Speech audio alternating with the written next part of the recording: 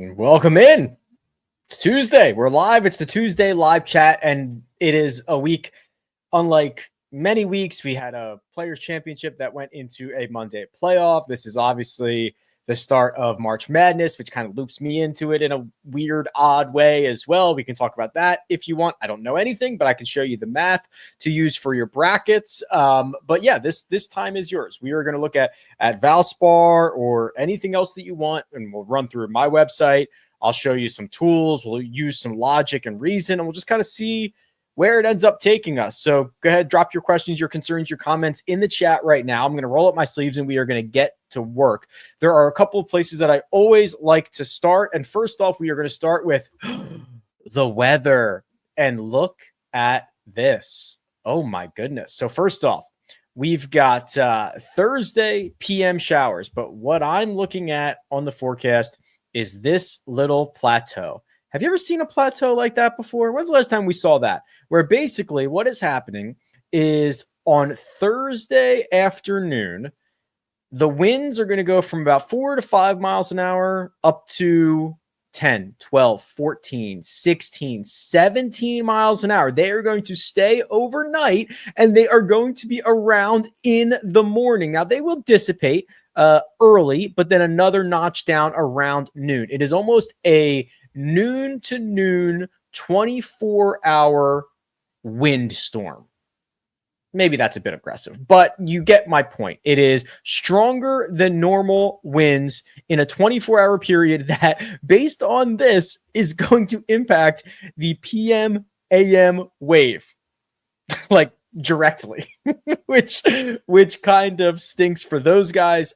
This was in the forecast. We knew this was coming. Michael Kim had actually tweeted about it as well. So like we knew this was coming, about basically hoping to get a good tee time. Now, what I just did, tee times were released about now, maybe less than an hour ago. I did before we fired this up. I was able to throw the tee time waves into the custom model and the cheat sheet on rickrungood.com. That's my website. So if you sort this by just highest priced golfers, of the guys in the 10K range, Justin Thomas is the only one playing PM AM. So the most expensive golfers on the wrong side of the weather draw as of now are JT, Corey Connors, Shane Lowry, Will Zalatoris, Jordan Spieth, Alex Smalley. That gets us through the 9K range. So that means the good side would be Xander, Fleetwood, Sepp Straka, Sam Burns, Tom Kim, and then Michael Kim did end up getting the right end of the draw, according to this. So the other thing this will allow you to do is if you wanted to generate lineups that were, for example, only from the AM, you could say AM only. So that would be AM PM. So you would get 6 golfers that are coming from the AM PM wave. Or if you don't want to do that, you could say at least 4 from the AM PM wave, at least 5 from the AM PM wave. So you can make lineups via the waves on the custom model here on rickrungood.com. Also, before I forget, the projected ownership calculation and entry is new this week. So I might have mentioned this in a previous show. I've been working on this kind of more algorithmic projected ownership way to calculate. That is now live because I've been testing it for the last couple of months. And it's also going to allow me to do more consistent targeted updates. So I think in the past, it was just kind of like whenever. But now the goal is to do Tuesday morning, Tuesday afternoon, Wednesday morning, Wednesday afternoon, and then depending on changes as needed, right? Whether it's before, after, or during those periods. But that will allow for 4 kind of clear projected ownership updates. So that is new this week. Keep an eye out for that. I've been testing it the last couple of months. It looks good. Okay. Secondarily, we've got the site-wide picks from officefootballpool.com for the highest selected rates of one and done players. Corey Connors and Tommy Fleetwood are both 20%. Then there is a big gap to Lucas Glover at 11% and Sepp Straka at 7.6. So Tommy's in the good draw as of right now, right? Then it was Corey who's on the bad side of it. Where's Lucas Glover? Lucas Glover's on the bad side of it. Sepp Straka is on the good side of it. Okay, so looking at this now, we'll see if any of this changes. But it is not a massive purse, right? We've got plenty of big purses to go. We don't want to use any studs like Xander or maybe even Justin Thomas, especially because he's in the PM AM. But somebody like Tommy Fleetwood does make a lot of sense. I get that. If you don't want to roll with the 20% of Tommy Fleetwood, this would be a pretty good spot to run out Sepp Straka. I released my in one of my email newsletters a couple of weeks ago. It was basically 3 golfers. I think they were Sepp Straka, Denny McCarthy, and somebody else, and we were maybe Daniel Berger, and we were kind of talking about where those guys could be deployed. And the point was being that Sepp Straka is going to be a favorite, or at least one of the favorites, in an event like this, whether it is this week, which he is one of the favorites, and that, or also maybe if he goes back to John Deere, if he goes to you probably won't end up using him in the playoffs, but like somewhere around there's another good spot for him. This to me is probably one of the better spots to deploy Sepp Straka. He's going to be one of the favorites. He's going to be low owned, and this is kind of the field that you want to get him in. He's basically very similar in strokes game metrics as Tommy Fleetwood is, the well-rounded nature, the ability to avoid big numbers, all that fun stuff.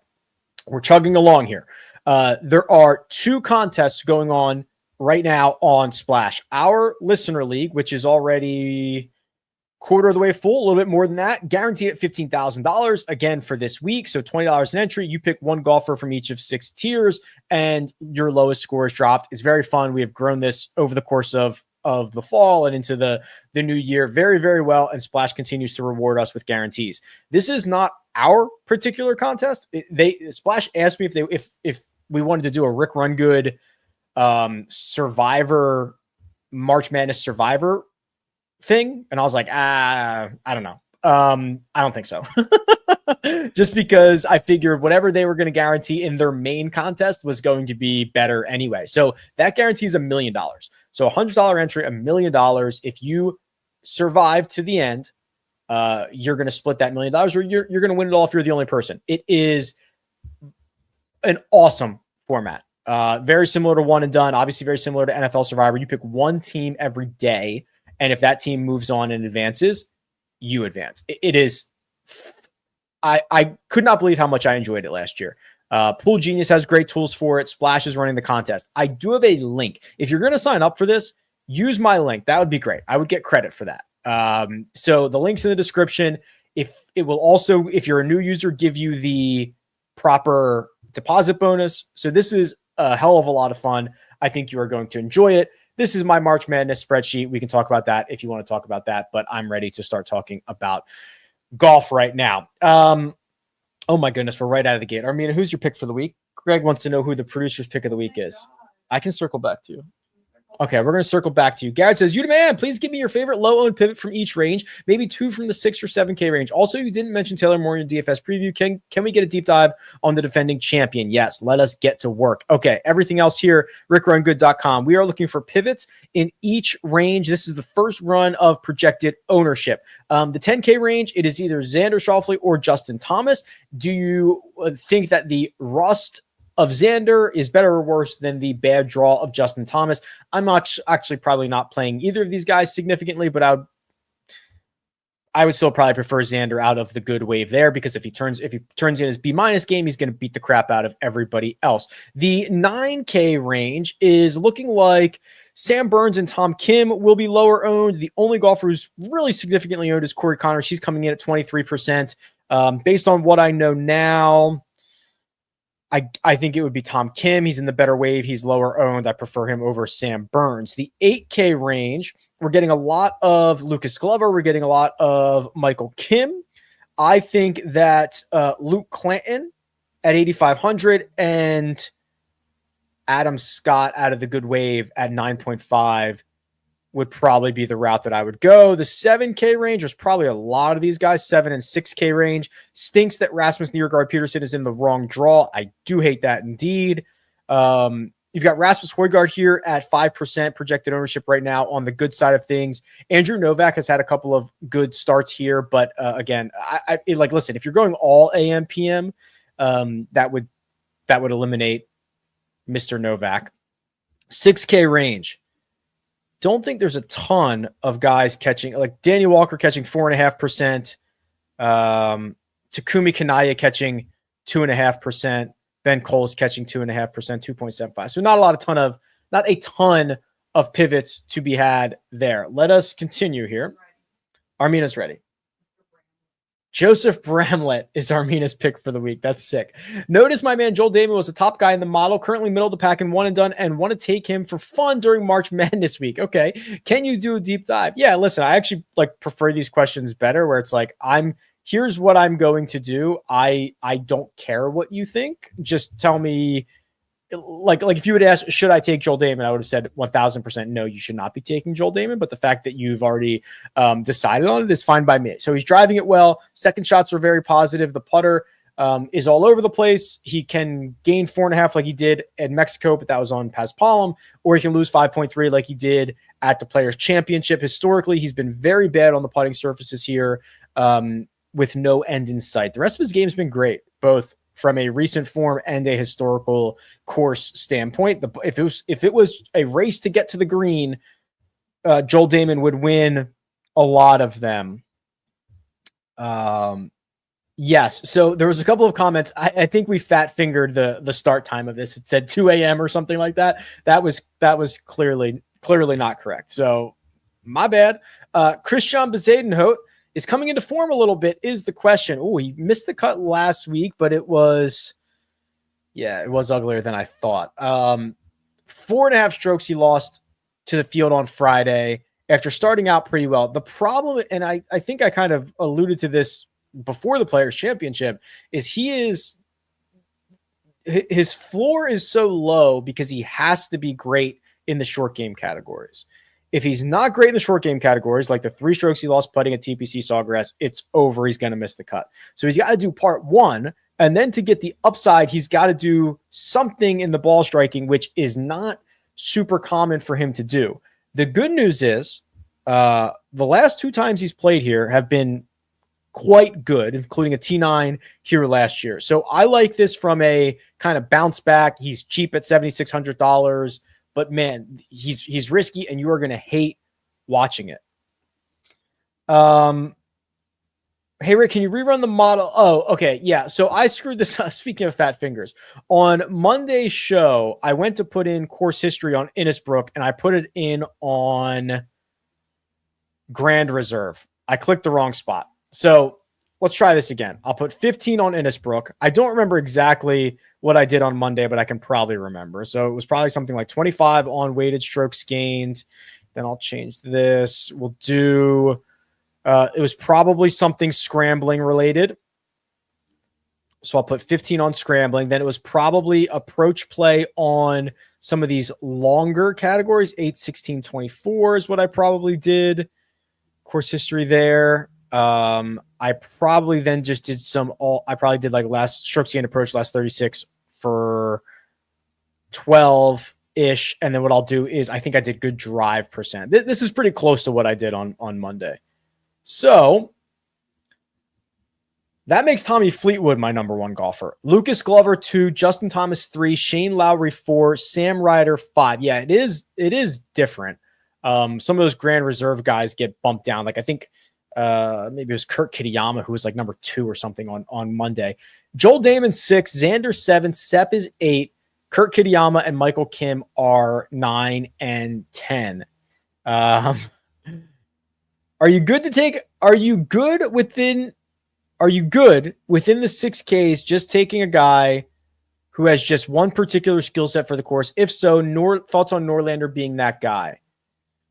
Well, I don't know if you're going to have anybody in the 6K range who has a couple of skill sets. I guess that would be long iron approach and scrambling. I guess we could do that. Let's just do that real quick. So I'm going to clear these weights, and what I'll do is I'm just going to do approach for those longer buckets. So I need 50. So 50 divided by 3. Approximately 17 each. I'm pretty good at math. And then what I will do is put the rest on some scrambling stuff. So these would be your like two skill set golfers, and guys in the 6K range would be like Mac Meisner, Justin Lauer, Eric Cole, CT Pan would fit, I think, what you're describing here, Austin. I'll look at Henrik Norlander specifically, but I imagine he's going to be a little bit of a different profile. Yeah, it doesn't drive it particularly well, which is concerning around here. This is a much more, if I pull up the satellite image, which I showed you on Monday, it is a much more tree line golf course than we've seen at other Florida. Like, this is the most non-Florida course of the Florida swing golf courses. So this worries me. You can rack up a lot of really big numbers if you're not hitting fairways. First of all, I really missed the first cut. I hear you, Kyle. Thought you and Greg were an amazing duo. I appreciate that. Towards the top of my one and done, would you consider the safest pick out of Michael Kim? Oh, Michael Kim, Smalley, or Glover? Well, let me check their tee times again. So we're looking for safety here. So we know Glover's on the wrong side of it, right? So Glover is here, PM, AM. Michael Kim's on the good side, and Alex Smalley's on the bad side. Okay. I mean, I would probably go Michael Kim. They're all pretty close. He gets the good side of the draw. He played much better on Friday than he did on Thursday. He hit like one really bad drive into the water, and then I think he hit like one really bad drive on 15 that accounted for a lot of his bad off the tee numbers. But I like 19 of his last 20 rounds have been awesome. Hey, Rick, quick question about adjusted course fit. What classifies as a strong number? Like anything over 1? Well, anything really, yeah, like over half a stroke is a good number, but 1 is good, very good. Yeah, there's usually only a handful of golfers that are going to get a 1 in terms of positive adjusted course fit. Hey, Rick, do you think this is a good course fit for Jake Knapp? So, I think I forgot to pull up Taylor Moore on a different question. I can look at that up in a second here. So the good thing about Jake Knapp is the talent is immense, right? So I think we're going to find that if Jake Knapp were to play every single golf course, if he would have his B stuff game at every golf course, I think you'd find a lot of good results, because I don't think there's a lot of places that are going to disrupt him, because his skill set is fairly unique and fairly elite. So I do think this probably skews a little bit better for him. I would like to see him club down a little bit off the tee, not necessarily have to go full throttle at everything, keep it in play. If he does that, I think he's pretty good in Florida. Here's that Taylor Moore stat profile, which I'm definitely on the more positive side than negative side for Taylor Moore. He has driven the ball beautifully dating back to the start of the fall portion of the schedule. His metrics this year are a lot better than they were last year. I still need him to find a little bit of a more consistent second shot, but it has not stopped him from making every cut this year except for the Sony Open. The putter is coming back, and of course he's won this event. The other thing to mention is, we are coming off a week where TPC Sawgrass was incredibly hectic. You have just like a lot of non-sticky course history. Innisbrook and Valspar are different. There are a lot of guys who play well here year over year. So I do like adding in the course fit a little bit more this week than other weeks. Matt McCarty, the lefty, is starting to play a little bit better. I've been keeping my eye on that. This is what we were expecting to see as he was coming into the new year. And he did this a lot on the Korn Ferry Tour. Then he immediately snaps off and wins the Black Desert Championship. The Players Championship, where he goes T20 with 2 good ball striking metrics and a positive putter, is a really good sign. What he did on the Korn Ferry Tour was accuracy over distance, and then pretty sound second shots in general. So I'm optimistic here. He has a great winning pedigree. I think the win out of the gate was way ahead of schedule and kind of skewed him and threw him off balance a little bit, but I agree that he's getting back into form here. Let's do the Tom Kim stuff. I agree that this is well-deserved because, one, he's one of the top players in this field in terms of salary and odds. He is also in the proper wave, I believe. Let me just confirm that. He is, and he would also be considered a decent pivot. Oh boy. The problem is the putter is lost. Minus 3.7, minus 5.8, minus 4.9 over the course of his last 10 rounds. So that's a lot to lose. Short game stinks. Scrambling's been pretty correlated to success here. Yeah, it's not as good stuff. It's like a C+ right now.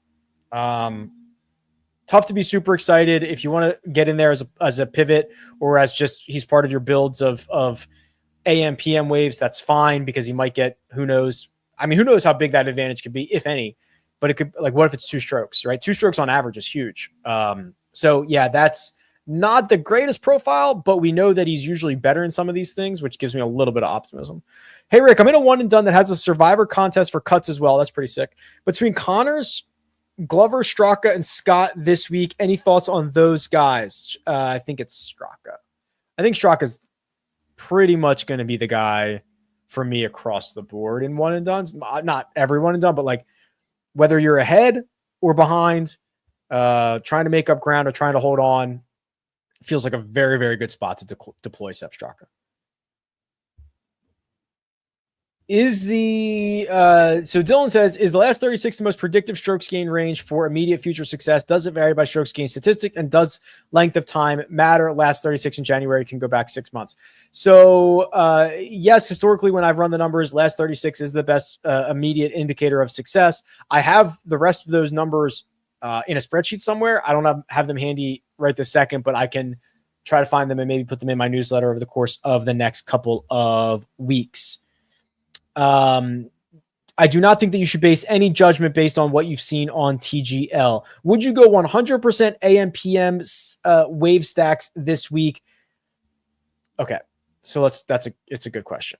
I rarely am going to go 100% just because there is a chance we get this wrong, right? There is a chance that the wind blows in earlier or the wind blows in later or whatever. Right. You know, how good are we at meteorology? I don't know. And a couple hours in the scheme of things is not that big of a difference in terms of weather rolling in, but it would make a big difference in terms of tee times. So rarely would I be 100%. If I am going to stack one side, I will create stacks for the other side. So in this scenario, with as strong as this plateau is, and we'll give it another day, right? I don't have to make this decision right now. But I would probably do like 90% AM PM.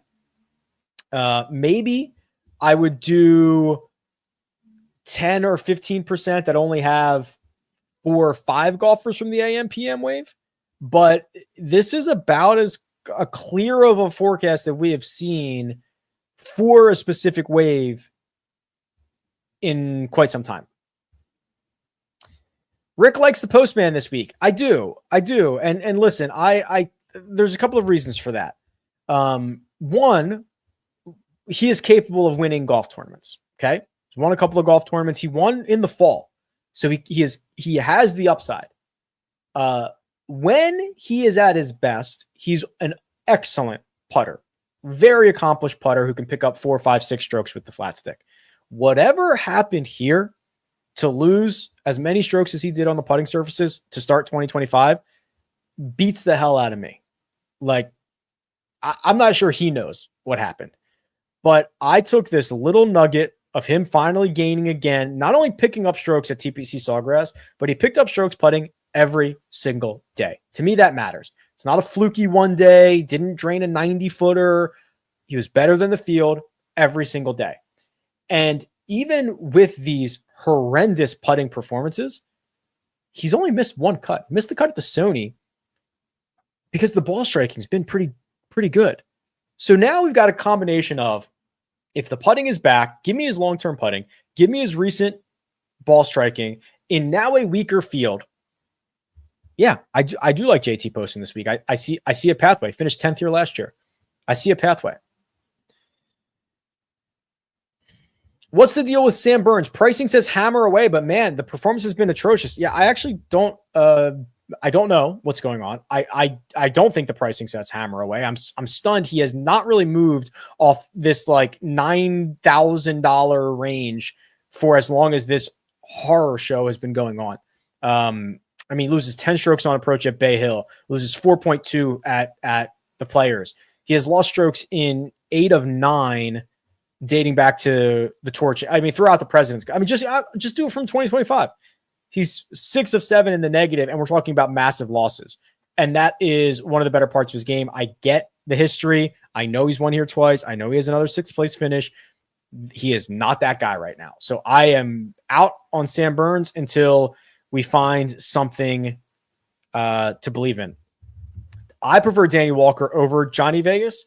I don't, Johnny Vegas, listen, I'm not going to try to get into his head, but seasoned vet, I'm not sure how much he has to play for. Danny Walker's got everything to play for. He's playing himself into these events. The swing is gorgeous. The metrics are beyond great. Maybe he runs out of steam at some point, but these are just very strong, small sample size. Florida kid. I like that he wears the mock turtleneck. I think I need to get more into that. Like, yeah, for sure. Connors or Knapp in one and done. If you are front running, it's probably Connors. If you are falling behind, you can go Knapp here. Is this one of the most confusing handicaps? Is this course one of the most? I mean, it is different. I think that the timing of it, where it's like the end of the Florida swing, but it's not, it feels so much different than the other Florida courses. And it's usually like kind of a much different field, is bizarre, but the course history is kind of sticky and there's a couple things to keep your eye on. I'm hoping Ian. So Ian loves the Masters Gnome behind me, which is right there. I'm hoping to add a 2025 one. I'll be there, obviously, but I'm going to try to get one early in the week and give it a little partner. Need someone $7,400 or lower in my lineup. I'm thinking McGreevy. Okay. Yeah, McGreevy does pop up a bit, but let's go down to 7,400 and below and see what we can find here. So I think Bridgman is kind of interesting. Okay. I'm going to click Highsmith's name. We'll come back to him. I'll pull up McGreevy. Bramlett. Armina is right. I like Bramlett this week as well. And then Carl, these are what I think are like the most interesting golfers here. So let's do this. So here's the McGreevy profile, the really great driving and the elite second shot over the last 3 or 4 events is not going unnoticed. Like, absolutely love it. The putter and the short game in general are a little bit wacky. I worry that if he does miss greens this week from farther proximities, the ability to get up and down is going to be probably more down than it is going to be up. And I mean that figuratively. Joseph Bramlett has played, so we don't have a lot of the strokes game breakdown metrics because he's been playing Corn Ferry Tour events and he's been playing Puerto Rico where there's not shot link on either of those, but we still have we have the results. We have the strokes gain total, and he's picked up strokes to the field in 7 out of his last 8 starts. That includes Q School, includes the Bahamas or for Corn Ferry, but his most recent start is the 3rd place finish at Puerto Rico, which is something to consider. Joe Highsmith, I love this bounce back. Win, missed cut, boom. T20 at the Players. The putting has sustained a resilient positive putting record for Joe Highsmith is going to be very dangerous. We've talked about Joe Highsmith a ton. He has been a great tee to green player for a year. The weird putting thing that he does when he gets hot, it is very, very effective. And then Carl Phillips. So Carl Phillips is one step behind Joe Highsmith here. You get the breakthrough win. You get smacked in the face at a big time event like the Players and miss the cut the week immediately after. And now your world is just spinning, right? We are going to learn a lot about Carl Phillips. I tend to think Carl Phillips is an excellent player. So I'm willing to think that he is going to bounce back quite quickly in a way that Joe Highsmith bounced back quite quickly. So yeah, that's the interesting nature of what's going on in that 7K range, or yeah, right around Mr. Max McGreevy. Which Højgaard twin do you like more? This changes almost weekly or almost monthly. As of right now, it is Nico. They are as close as they've ever been, though, from a statistical standpoint. I wrote about them last week for the Players Championship. I liked Nico. They both missed the cut, but I think Nico missed it by 2 shots and Rasmus missed it by more than that. I still like Nico here. I'm in the top 30 of my 150 and one and done. Would you prefer Fleetwood or Zalatoris? So Zalatoris is in the wrong draw. And you're kind of in the top half. You're going to have a very popular situation with Tommy Fleetwood. But if those are my 2 options, I'm going with Tommy Fleetwood. Can we get a deep dive on Andrew Putnam? Yeah. Okay. So Rougarou so there's an Easter egg coming up at the end of the show. So after we hit the end credits, or it actually is the end credits. There's a little bit of an Easter egg there. It is a thank you. I'll pull up Putnam while I say this. It's a thank you to people who subscribe to my YouTube channel. But there's a patron badge up there, and that badge number is specific to something. There's a little Easter egg. If anybody can find out what that number is specific to, I'd be pretty interested to see if you could figure that out. Here's the Andrew Putnam profile. Hemorrhaging off the tee. A lot of that is because he's short off the tee, but because you can see even in his last 2 trips here, he's lost off the tee, but not as poorly. He's kind of short and inaccurate, which is a little bit of an issue. Very reliant on everything else. I worry about that. If you can't keep it in play here, I think you're kind of in a pickle. Yeah, 100. Oh, it's better than I thought. 181st in distance. That's not as good as I thought. But the driving accuracy is 16th. He's better from the longer proximities. He better be. He hits from them more frequently than a lot of his peers. Oh, man. I'm like a 4.5 out of 10. Slightly below average on Andrew Putnam. He needs a lot of things to go right. Does Luke Clanton have anything to play for? Yeah. He's got a lot to play for, right? I mean, listen, he can get himself a lot of things if he continues to play well. What metric would you use to evaluate a possible first-round leader bet? Well, I would probably go to the power rankings. I would probably go to strokes gain distribution. I would probably look at how often a golfer gains 5 or more strokes to the field. I'd see somebody like Rasmus Niergaard Peterson, who is just a stud. Oklahoma State, from Denmark, Oklahoma State, Challenge Tour, 3 wins there, DP World Tour, just finished like 2nd or 3rd in Puerto Rico. Interesting. Andrew Novak, Seamus Power, Tommy Fleetwood also up there. So I would look at that metric. If you wanted to break this down by guys who play well in specific rounds, you could do that here on the Holy Grail, and you would see something like Cristobal del Solar, Xander Schauffele, Ryan Gerard, Justin Thomas, Jacob Bridgman. The other thing to consider is if we are doing this, the wave situation, you probably want somebody from that AM wave.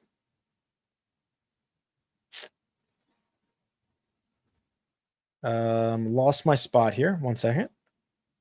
DFS Chef, smash the like button. Thank you. Last week, the clear zag when most zigged was Knapp over Michael Kim. Who do you feel is the zag this week over the zig? I don't know what I get what you're saying. I don't. That's funny. Okay, so let's look at this. Did I lose my cheat sheet? Where did my cheat sheet go? I'm going to sort this by projected ownership, and we'll see what the zag and the zig is. So we're probably zigging off of Glover, right? The fourth highest owned golfer. He's going to come out of the bad wave. And if we do that, the play is probably, Poston's in the bad wave too. It's probably Michael Kim. Or, gosh. Can I look at Ben On real quick before I commit to this? There's some really good guys I like in that afternoon wave. Can I get to Benny On? I would like to find a way to get to Ben On, and I don't think that I can. All right. Well, then I think the answer is Michael Kim. It's not great. There's a lot of other things that I would prefer to go to. Thoughts on what signs you'd want to see from Xander? I would like to see him put 2 or 3 good rounds together. I would like to see him, even if he's losing strokes, but getting close to 0. I would like to see him just plug some of these hemorrhages. You know, don't lose 5 strokes around the tee. Like if he lost a half a stroke in every category for the week, I would be a lot more interested than these like really big numbers that he's putting up in the wrong direction. So I need to see that, or I need to see him like gain 5 to the field, lose 2, gain 4 to the field, lose 1, something like that. Like start playing 1 or 2 or 3 good rounds in a week. Sam Ryder. We'll do the Sam Ryder stuff. Hasn't missed the cut in 2025. Losing strokes off the tee. Both inaccurate and short. Bad combination.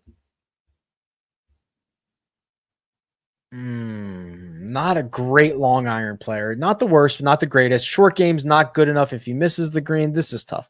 The path for Ryder is survive the tee shot, hit slightly more greens in regulation than your peers, and putt the lights out because he's not the greatest in other areas. Yeah, this is a tough one. I think he has good history though, doesn't he? Well, yeah, see, even this history. So look at the history. His two best finishes, 19th and 33rd, are because he picked up 18 and a half strokes gained putting over the course of those 8 rounds. Oliver is snoring so loud I can hear him from here. Is Ben Griffin in play? I believe so. I don't know what. I'll check his wave in a second, but he's got good history here. I do trust that short game, right, to be able to get around. His good finishes have been popping up. He's like 9,900 or 8,900 or 7,900. I know he's 9. So yeah, there is 7,900. He's in the wrong end of the wave, which stinks if that is going to end up being a thing here. But yeah, very, very stout short game. The run is cooled off, but like, listen, he got beat up by Bay Hill and he got beat up by TPC Sawgrass. Is that the worst thing in the world? Probably not. I think Fleetwood is, so this is a question from Ian in regards to Straka over Fleetwood. Are you saving Fleetwood for a specific tournament? I think Fleetwood is pretty playable everywhere. Probably you're not going to play him in a major championship because you're going to have other studs there. But like you said, I mean, Scottish Open, Canadian Open, he plays a lot. So you're just going to get a lot of these situations where he's like a top 5 betting favorite and you might not have the big studs in there. If you wanted to get freaky and play him in a major, you probably wouldn't get burned. If you wanted to play him in a signature event, you could do that. There's just a lot of reason to be holding on to him because you can play him anywhere. He's versatile as a utility player. Is there any love for Victor this week? I do not think so. I love the way he played on Friday. Gained 2 strokes on approach, gained 4 with the putter. It was after a historically bad putting round on Thursday and a very bad driving round on Thursday. Kind of like to the question about Xander, where like I need to see something. I need to see a little bit more than this. He's missed 3 straight cuts. That's probably the first time in his career he's ever done that. Is that true? It's got to be, right? When would he have missed 3 cuts in a row? Yeah, first time. Actually, right here. I don't even think he was a professional yet. Right, 19 U.S. Open. He was a AM. Turned pro. I want to say he turned pro right after that. When did he say, was it the Travelers? I think it was the Travelers where those 3 guys turned pro and they were like, he was like, stay off the weed. I think that was that week, June of 2019 at the Travelers. I think that was. So I believe that's when he turned pro. So the 3 missed cuts that I have from him in a row are the first 3 measured events that I have for him as an amateur across like 6 months. Ouch, baby. In the outright market, does the potential for a wave advantage open up a buy low scenario for those in the PM AM wave? Well, I don't know if the market is adjusting in that way, but I think when the tournament starts, probably there's a really good chance that there's not a huge wave advantage or that someone comes out of the wave, the bad wave, and is in contention, right? Like it would not be that crazy for the wind to come in a little bit later than we expect, somebody to go out and shoot, beat the field by 2 shots out of the bad wave and then hang on and, beat the field by a shot.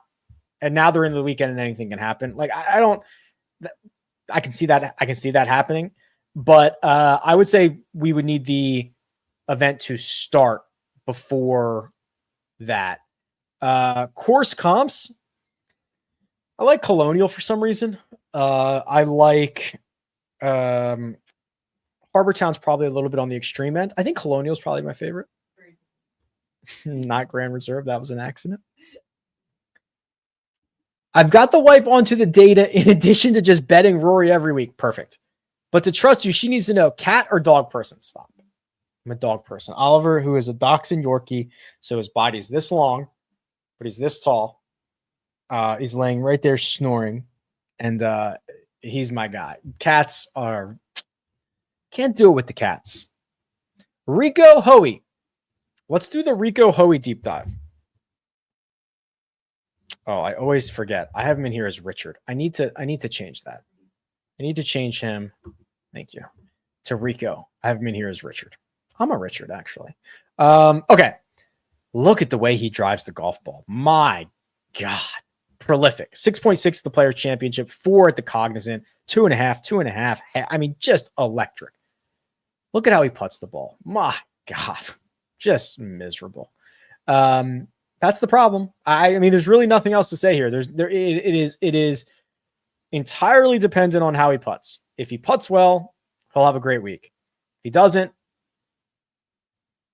the good news is he's played here once and he gained strokes putting in 3 out of 4 rounds and was positive for the week. You could entice me on this, because even though he's got these horrible putting weeks, he's got 3 straight top 33s in a row. He is a little dependent on the putter, but he's not wholly dependent on the putter. Gosh, I could talk myself into that. Do you think Rasmus Niergaard Peterson is a good option for one and done this week? Adam, I love Rasmus Niergaard Peterson. I have bet him to finish inside the top 40. I will play him likely in DFS lineups. But if you think I'm playing Rasmus in a one and done scenario this week, you are out of your mind. Don't let me stop you. I love the kid's a stud, right? I mean, I broke down this path before, right? To go from Denmark to Oklahoma State to the Challenge Tour and win 3 times is like, he's a stud. If you watch anything he's ever done, he flushes the golf ball. Here's a really good ad for rickrungood.com, right? Having all of his strokes gain metrics from the DP World Tour, where he is a pure flusher. And then the runner-up in Puerto Rico. I love this dude, but I don't think I'm going to be playing him in any one and dones.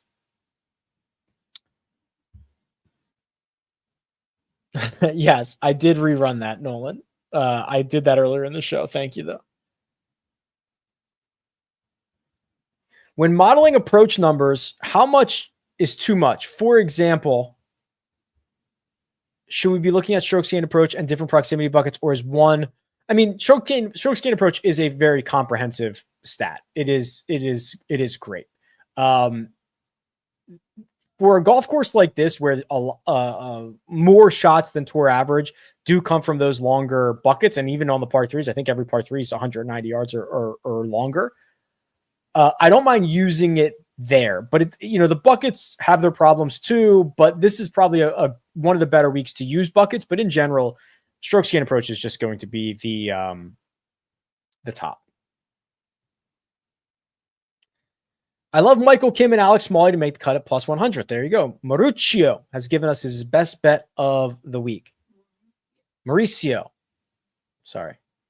The betting market adjusted bigly, says Ian. Spieth went from 40-1 to 60-1. Wow. Okay.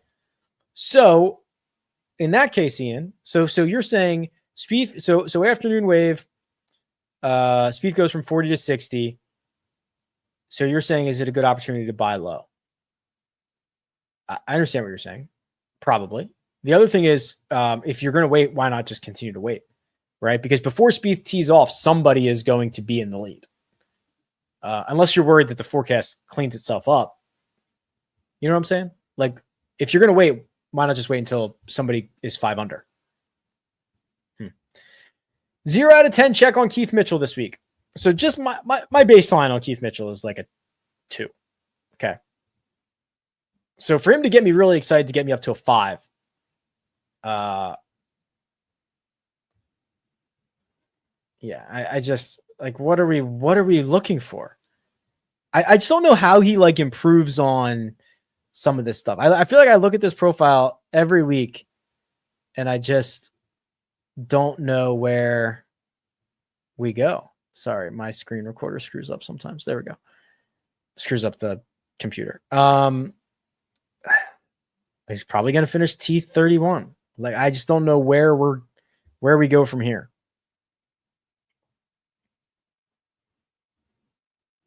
My question got skipped twice. Yeah, sometimes I go in order. Sometimes I jump around. Sometimes I lose my spot. Sometimes I don't think the question's all that interesting. This says, actually, I don't even have the question. Something about KH Lee and Mackenzie Hughes. I don't know if that's all that interesting. Do you develop the website yourself? Most of it. I'm not a developer. I know just enough to be dangerous. About 70% I do. The stuff that's over my head, I have a buddy of mine that is able to come in with. This is interesting. I do trust this from Joe Mama. The way the betting odds have changed when tee times came out, PM AM looks to be a total wipeout. So I do. That means something to me. That is gravitas. If sports books are changing like that and they're making it in a move that Joe Mama thinks it's going to be a wipeout or indicates a wipeout, I do think that's pretty noteworthy. So yeah, I mean, the weather wave, I think I said it earlier, it is as clearly bad for one wave as we've seen in a long time.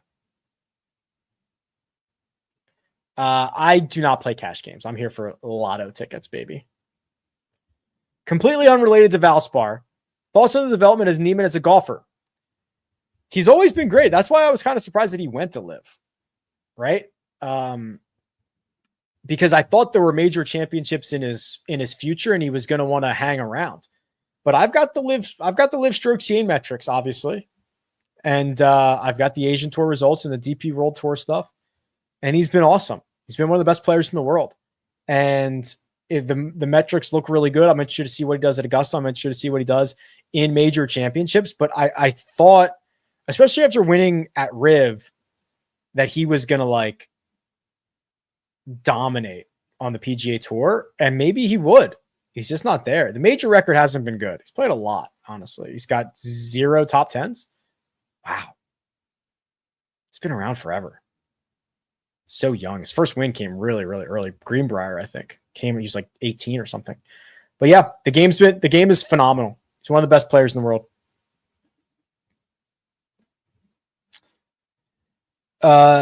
Nick Gabrelchik was shockingly high on your chart for strokes gained and unlucky. Okay, so the breakout candidates. I'm assuming that is because he does not have a lot of rounds. That is almost certainly what's going on here. Yeah, so he doesn't. The Corn Ferry stuff, the breakdown there. He played Q School, played well, finished T26, finished runner-up in Panama is the last thing I have for him, which was the beginning of February. So that's what's. I mean, it just has no sample size. So I like the Panama stuff. I like mostly what he did. He just doesn't look like he has a ton of status anywhere. Did he Monday Q into this? I don't know how he got into it, but very, very talented player. There's a ton of these guys. Yeah, so there is a in terms of fatigue factor. I actually meant to write this down. I'm gonna write this down. I have this like almost done, where I always remember growing up, like Baseball Reference had, like pitchers on X number of days off, 5 days off for short rest, all that stuff. And I have a spreadsheet of like golfers who play on their second week, on their third week, on their fourth week, or the opposite, right? They've taken 1 week off, 2 weeks off. I just have to get that on the site somewhere. Rob, don't be butthurt about this. It says, appreciate the content. Sorry my questions weren't interesting or any better. I'll just ask another creator. Okay. Rob. Armina's now trying to twist my arm to get me to answer these questions. I mean, Rob, I love you, bud. In the same way that you can ask anybody else, I can answer any question that I want. And now I'm less likely to because you're in here upset about it. Don't be upset, Rob. Don't be. I'll do it for Armina. She said, "Can you do it for me?" What is it? KH Lee. You and KH Lee both did well last year at this event. What do you think about that? All right. Here you go, Rob. Sometimes the squeaky wheel. I'm just going to keep beating up on Rob. KH Lee's missed 4 cuts in a row and then finished 67th in Phoenix. Then he missed 5 cuts in a row before that run at the Farmers. This is a really Really, really bad profile. He doesn't look anything like that golfer from previous years. So that's kind of where I draw the line on course history. Mackenzie Hughes is somebody that I always get wrong. Even in the see, this is another problem is the good result was a high-end putting performance, 9.6 strokes gained on putting from an unbelievable putter. Like that's just not even sustainable. So neither of these guys interest me all that much. Ben Griffin playing his 11th straight tournament. Yeah, he also said something like, I don't plan on stopping anytime soon or something like that. What a sicko. I'm at the end of the questions. So real quick, I have this one in this March Madness video, which is for some reason the most popular video I do every single year. And I don't know what that should tell me about the content that I'm creating or not creating, but if you want to check it out, it is, entirely math. I don't know anything about college basketball, entirely math based. There's a spreadsheet.